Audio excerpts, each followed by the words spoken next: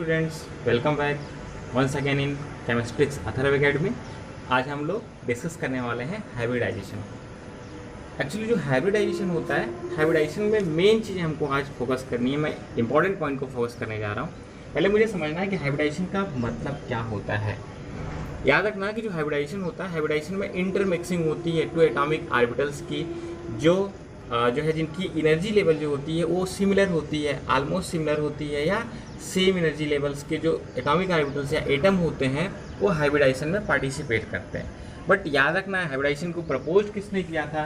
Term या concept hybridisation propose by the Pauling.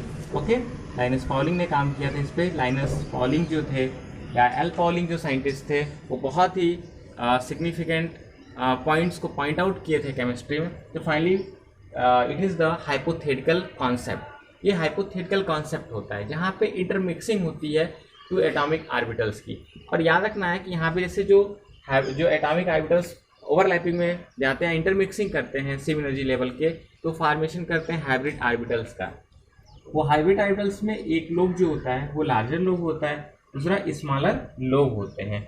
तो यहाँ पे याद रखो कि formation of a hybrid orbital, ठीक है, ये जो फॉर्मेशन होता है हाइब्रिड ऑर्बिटल्स का, इंटरमिक्सिंग जो होती है, या only hybrid orbitals is a similar energy level and belonging to the same atom and it undergo in hybridisation, वही बनाते हैं हाइब्रिड ऑर्बिटल्स को।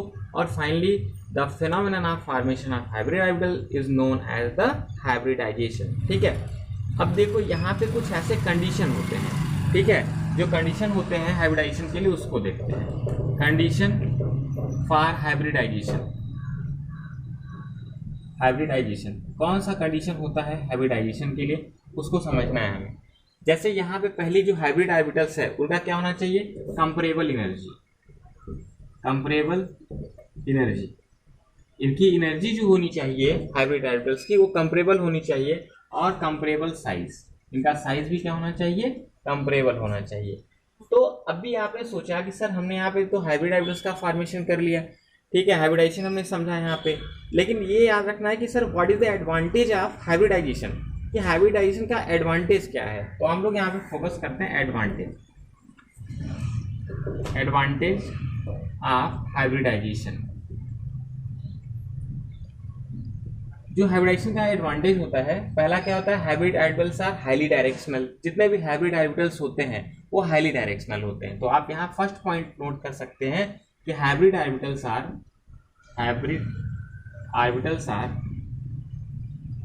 Highly directional. It is the highly directional, ये हाईली डायरेक्शनल होते हैं। अब दूसरा क्या होगा, जो हाइब्रिड ऑर्बिटल्स होते हैं ये ग्रेटर एनर्जी को इंश्योर करते हैं। तो जैसे दूसरा पॉइंट आप यहाँ लिखना कि हाइब्रिड ऑर्बिटल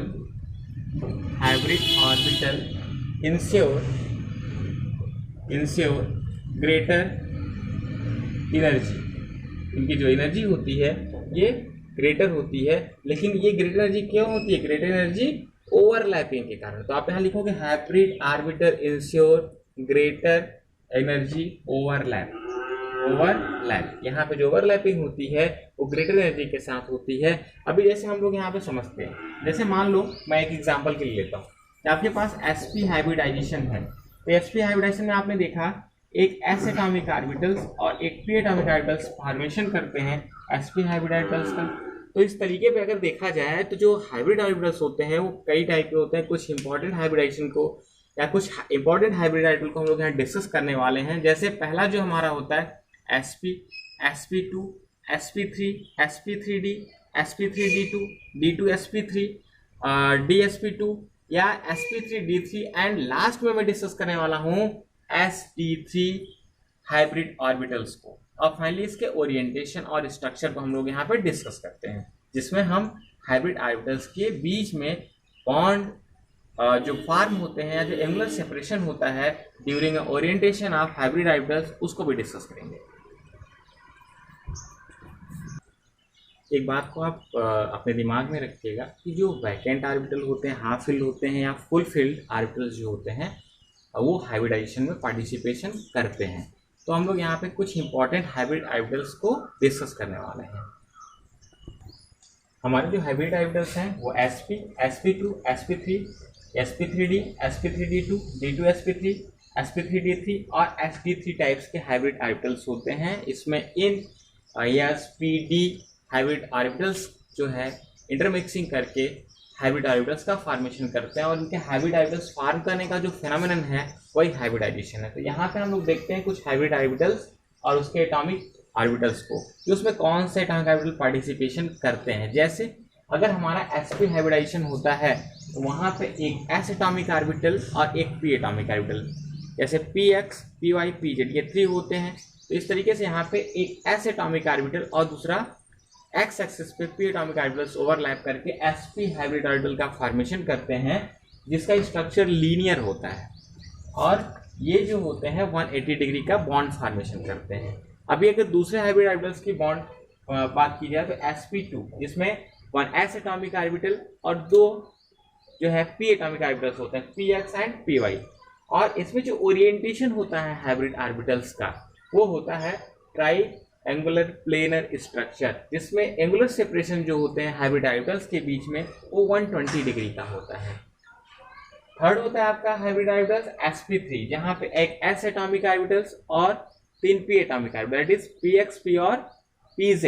मतलब यहाँ पे जो p एटॉमिक ऑर्बिटल होते हैं वो तीनों एक्सिस पे आकर के जो है इंटरमिक्सिंग होते हैं और फॉर्म करते हैं sp3 हाइब्रिडाइजेशन का, जिसमें ओरिएंटेशन जो हाइब्रिड ऑर्बिटल्स का होता है वो होता है टेट्राहेड्रल ओरिएंटेशन, टेट्राहेड्रल।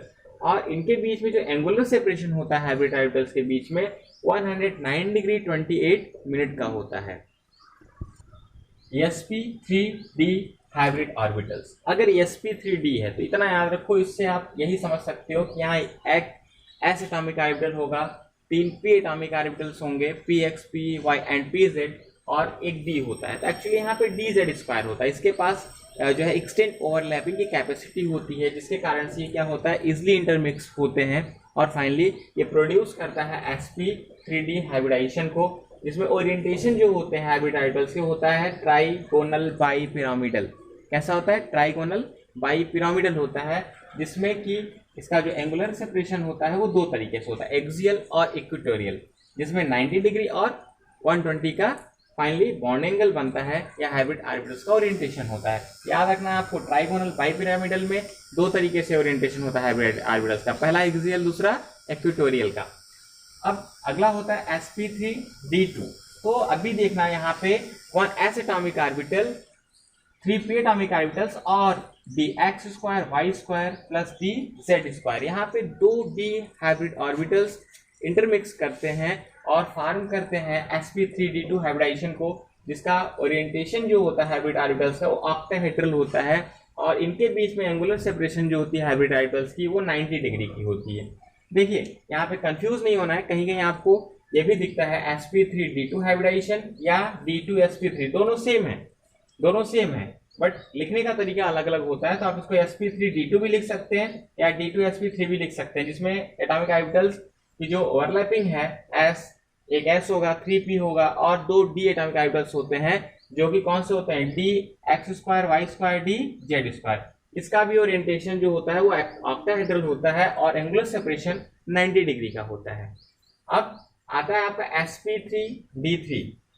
sp3d3 में 1s atomic orbitals, 3 p atomic orbitals और आपके यहाँ पे 3 जो होते हैं वो आपके 3 d एटॉमिक ऑर्बिटल्स होते हैं, जो कि dxy, dyz, dxz होते हैं और इसका ओरिएंटेशन पेंटागोनल बाई पिरामिडल होता है और इनके बीच में भी 2 एंगल पॉसिबल होते हैं, 72 डिग्री और 90 डिग्री का, जो कि एक्सियल और इक्वेटोरियल होते हैं।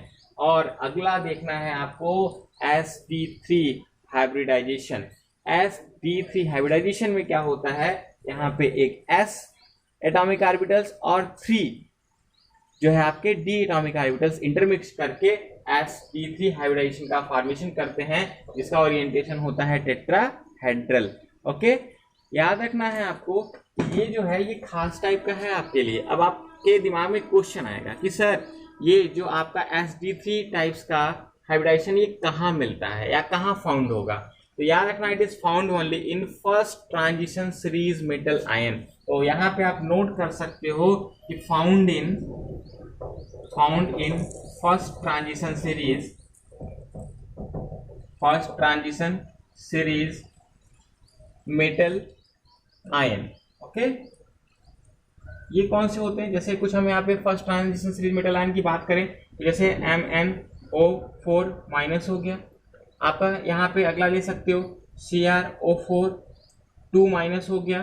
तो ये सब जो होते हैं आपके, ये जो होंगे आपके CrO4 2 माइनस जो हुआ यहाँ पे, ये सब जो होते हैं ट्रांजिशन सीरीज मेटल आयन हैं जिनमें sp3 हाइब्रिडाइजेशन का फॉर्मेशन होता है। अब देखो यहाँ पे कुछ नोट पॉइंट को हम लोग समझते हैं। जैसे यहाँ पे D2sp3 हाइब्रिडाइजेशन है। D2sp3 हाइब्रिडाइजेशन जो होते हैं ये केवल ट्रांजिशन मेटल में पाए जाते हैं। तो यहाँ पे आप लिखना कि found in transition metal. Transition metal मतलब जो डी ब्लॉक वाले एलिमेंट्स हैं, फाउंड इन ट्रांजिशन मेटल, ये ट्रांजिशन मेटल में फाउंड होते हैं।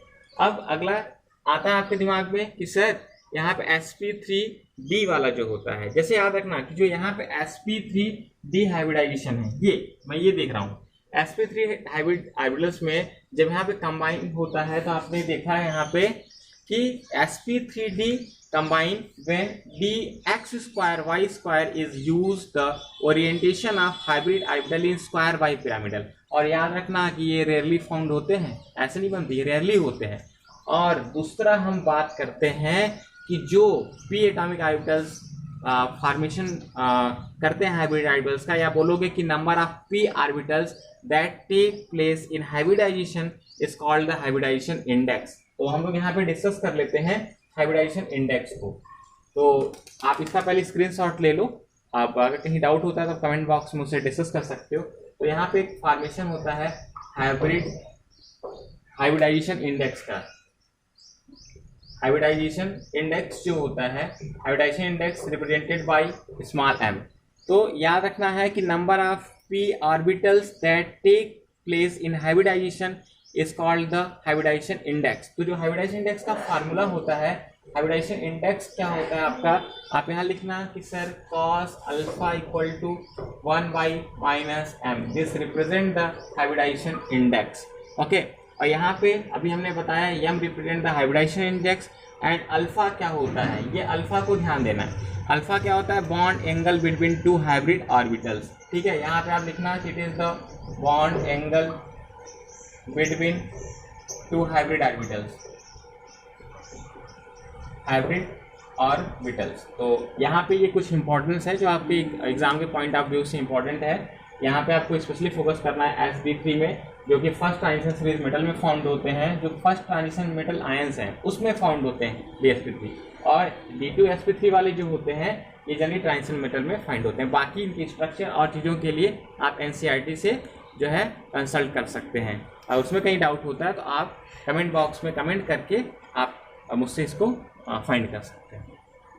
लोग ध्यान देना है, आपने तो अभी रेक्टिफिकेशन वाला मेथड पढ़ा है बाई चार्ट, और आप NCERT में भी देखोगे ऐसे, लेकिन हम यहाँ पे जो आपको बताने जा रहे हैं ना, ये मसाला है, मसाला हाइब्रिडाइजेशन का।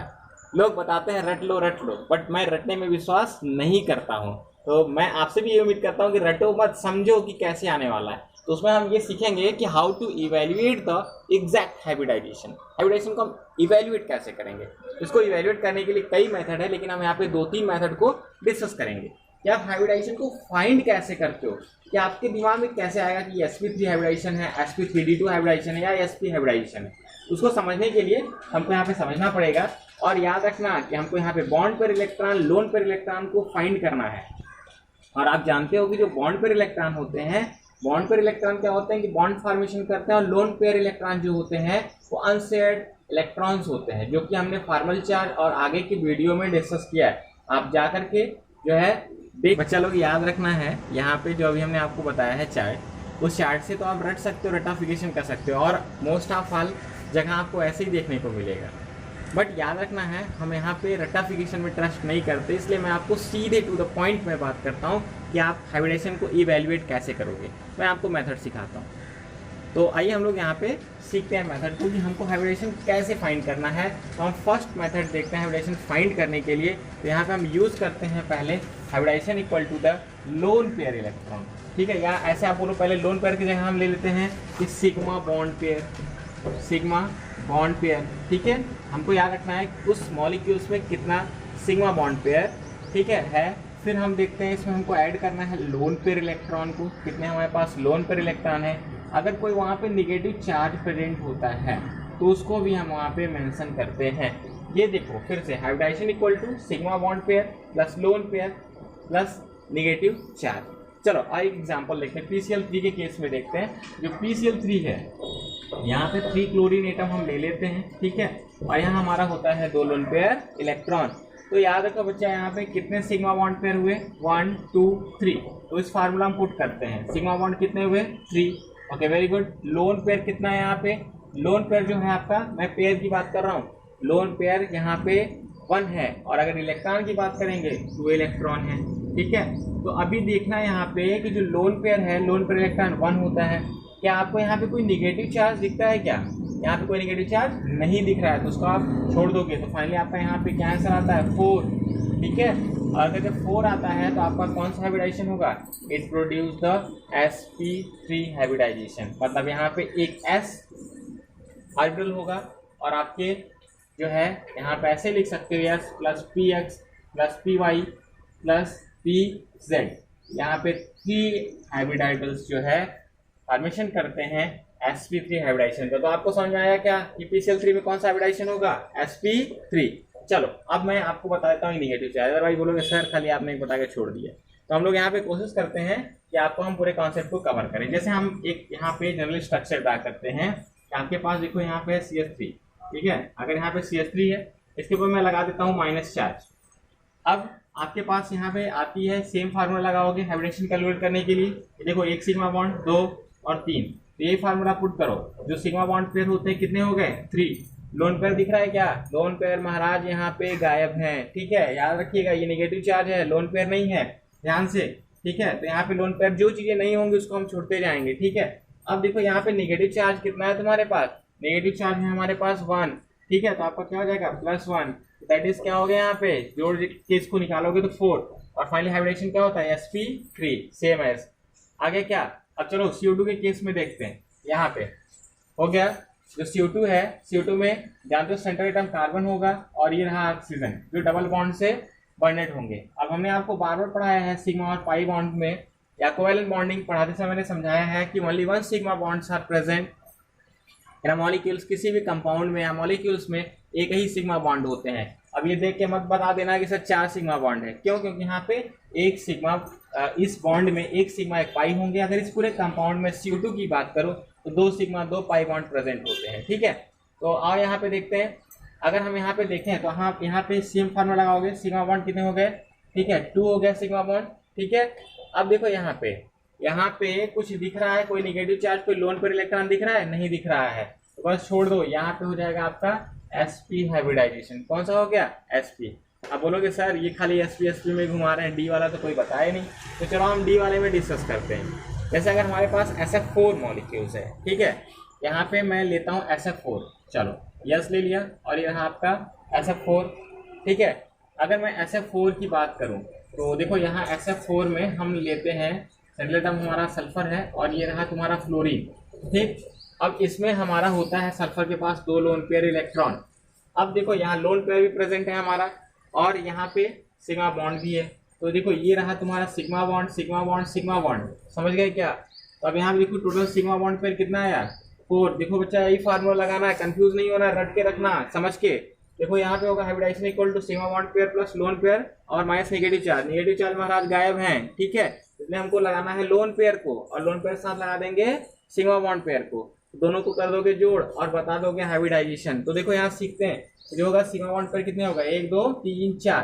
तो देखो ये हो गया आपका 4 sigma bond pair. Lone pair महाराज कितने हैं यहाँ पे, लोन पेयर है हमारे 1। नेगेटिव चार्ज कोई दिख रहा है क्या, नहीं, सब गायब है। तो अब यहाँ पे सेम फार्मूला लगाओगे कि hybridation equal to sigma bond pair plus lone pair plus negative charge. तो नेगेटिव चार्ज नहीं है तो आप क्या करोगे, उसको छोड़ दोगे। तो यहाँ पे आते हैं 4 + 1, जोड़ने तो आता ही है आपको, दैट इज 5। अब देखो यहाँ पे जब आपका आ गया 5 तो यहाँ पे हाइब्रिडेशन कौन सा बनता है, ये हाइब्रिडेशन बनाएगा आपका sp3, ठीक है, d। जैसे यहाँ पे एक s एटॉमिक ऑर्बिटल्स आपके 3 p एटॉमिक आपके होंगे पी एक्स पी और पी जेड और ये डी, तो ये रहा एस पी 3 डी, मतलब 1 और ये 3 4 और ये 5, तो बन गया क्या, तो एस एफ 4 में कौन सा हाइब्रिडाइजेशन आया, S P 3। Clear. Second method होता है, सेकेंड मेथड से हम कैसे फाइंड करेंगे हाइब्रिडाइजेशन को, यहाँ आपको फाइंड करना है total sum of the balance electron. तो आपको पता ही बैलेंस इलेक्ट्रॉन क्या होता है, तो अब हम यहाँ पे एक ट्रिक सीखते हैं, ट्रिक से कैसे फाइंड करते हैं। अब देखो यहाँ देखते हैं कि sum of the total valence electron, total valence electron. अब यहाँ पे जो टोटल बैलेंस इलेक्ट्रॉन का सम आता है उसके बेसिस पे हम फाइंड करते हैं। चलो हम यहाँ पे देते हैं 3 कैटेगरी आपको। अगर जो बैलेंस इलेक्ट्रॉन है, बैलेंस इलेक्ट्रॉन 2 से 8 के बीच में हो, ठीक। अगला कंडीशन हमारा हो सकता है यहाँ पे 9 से लेकर कहाँ तक हो, 56 तक, ठीक है। ये बैलेंस इलेक्ट्रॉन अगर 9 से लेकर 56 तक हो, या अगला कंडीशन मैं ले सकता हूँ कि 57 ऑनवर्ड, ठीक है। 57 ऑनवर्ड अगर हो तो आप उसके केस में क्या करोगे, तो देखो अगर आपका बैलेंस इलेक्ट्रॉन जो सम ऑफ टोटल बैलेंस इलेक्ट्रॉन आ रहा है 2 से 8 के बीच में आता है, तो इसको हम लोग क्या करते हैं, डिवाइडेड बाई 2, ठीक है। इसको 2 से डिवाइड कर देते हैं। अगर 9 से 56 के बीच में आता है तो डिवाइडेड बाई 8, और 57 से लेकर के अगर उसके आगे तक की जो भी चीज़ें होती हैं, अगर इतना आता है आपका बैलेंस इलेक्ट्रॉन नंबर, इसको हम डिवाइड कर देते हैं 18 से, तो आपका जो आता है वो हाइब्रिडाइजेशन आ जाता है। और यहाँ पे जो क्विटेंट ऑक्टेट होता है उसको बोलते हैं स्टेरिक नंबर। तो आप यहाँ पे एक पॉइंट को नोट आउट कर लेना, नोट लिख सकते हो यहाँ पे कि the quotient so found, the क्विटेंट, क्विटेंट मतलब जानते ही हो तुम लोग क्या होता है, द क्विटेंट, ठीक है। The quotient so obtained, the quotient so obtained is called steric number. उसको हम क्या बोलते हैं, स्टेरिक नंबर बोलते हैं, इज कॉल्ड स्टेरिक नंबर। याद रखिएगा, बहुत से लोग स्टेरिक नंबर के बीच में कंफ्यूज होते हैं। तो जो स्टेरिक नंबर होता है वो फाइंड होता है हमारा किससे, क्विटेंट से। तो याद रखना था quotient so obtained is called the steric number. तो आओ कुछ एग्जांपल लेकर हम लोग यहाँ पे डिस्कस करते हैं। जैसे हम पहला एग्जांपल ले लें, चलो पहला एग्जांपल ले लेते हैं। हमारे पास मान लो पहले एग्जांपल में ले लो PCl5 ले लो, फास्फोरस पेंटाक्लोराइड। एक्चुअली जानते हो फास्फोरस के पास एक कैविटी होती है ट्राइमर और पेंटामर फॉर्म करने के लिए। तो PCl3 है, तो यहाँ पे total number of balance electron को काउंट करते हैं। तो यहाँ पे देखो, यहाँ पे देखेंगे कि टोटल नंबर ऑफ जो बैलेंस इलेक्ट्रॉन है, total number of balance electron जो होता है वो कितना होगा। तो देखो यहाँ पे फास्फोरस में क्या हो जाएंगे तुम्हारे, ठीक है। फास्फोरस में होता है बैलेंस इलेक्ट्रॉन जो है 5 होता है, ठीक है। 5 प्लस क्लोरीन में 7 हो गया, बस यहाँ 5 क्लोरीन। तो इसको काउंट करते हो आपको हो जाएगा टोटल बैलेंस इलेक्ट्रॉन क्या हो गया, 40। कितना आया, 40। अब देखो, अब यहाँ पे समझना है कि जो टोटल बैलेंस इलेक्ट्रॉन का नंबर है वो 40 है, मतलब कहाँ से, 9 to 56 के बीच में आ रहा है। तो इसको आप कैसे डिवाइड करोगे, 8 से। तो 40 डिवाइडेड बाई 8, तो आपने यहाँ पे क्या पाया, 5, ठीक है। अब 5 आ जा रहा है, तो यहाँ पे हाइब्रिडाइजेशन कौन सा हो जाएगा, sp3d, ठीक है। अगर यहाँ पे आपने 5 लाया है तो इसका मतलब आपका क्या है, sp3d हाइब्रिडाइजेशन है।